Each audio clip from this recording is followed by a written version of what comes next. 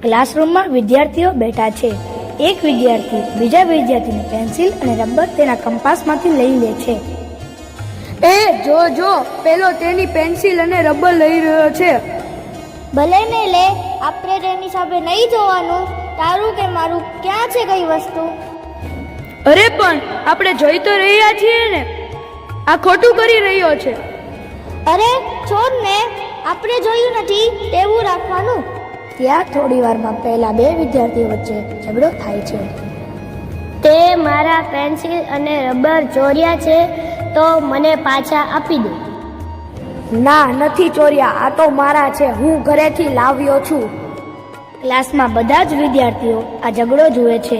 તે બંને એકબીજાને મારી રહ્યા છે, પરંતુ કોઈ તેમને રોકતું નથી અને તે ઝઘડાની જોઈ મજા લે છે. ત્યાં ક્લાસમાં ટીચર આવે છે. વિદ્યાર્થીઓ ટીચરને વાત કરે છે. પહેલા બધા શાંતિથી બેસી જાઓ, હું એકની વાત સાંભળીશ. કોઈ બીજા વિદ્યાર્થીએ આને પેન્સિલ ને રબર લેતા જોયો છે? ચાલ આપણે શિક્ષકને સાચું કહી દઈએ. ના હો, શિક્ષક આપણને ખીજાય તો. શું ચાલી રહ્યું છે તમારા બંને વચ્ચે? સાચી વાત કહો.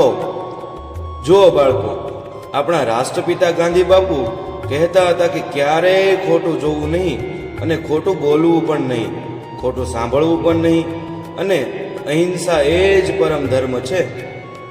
જૂઠું બોલનાર અને તેનું જૂઠું છુપાવનાર બંને સરખા સજાને પાત્ર છે.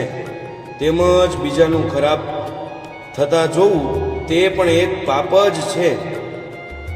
તેમજ હંમેશા સચ્ચાઈનો જ સાથ આપવો જોઈએ. એક જૂઠું છુપાવવા માટે 100 વાર જૂઠું બોલવું પડે છે. સોરી સાહેબ, અમને માફ કરો. અમે બધી સાચી વાત કરીએ છીએ. આજ પછી અમે ક્યારેય આવું નહીં કરીએ. આજથી અમે પણ વચન લઈએ છીએ કે અમે ક્યારેય ખોટું બોલશું નહીં, કોઈની વસ્તુ પૂછ્યા વગર લઈશું નહીં, ખોટી વાતમાં ક્યારે પણ સાથ આપશું નહીં. આ નાટક ઉપરથી આપણને શીખવા મળે છે કે ખોટું જોવું નહીં, ખોટું બોલવું નહીં અને ખોટું સાંભળવું નહીં.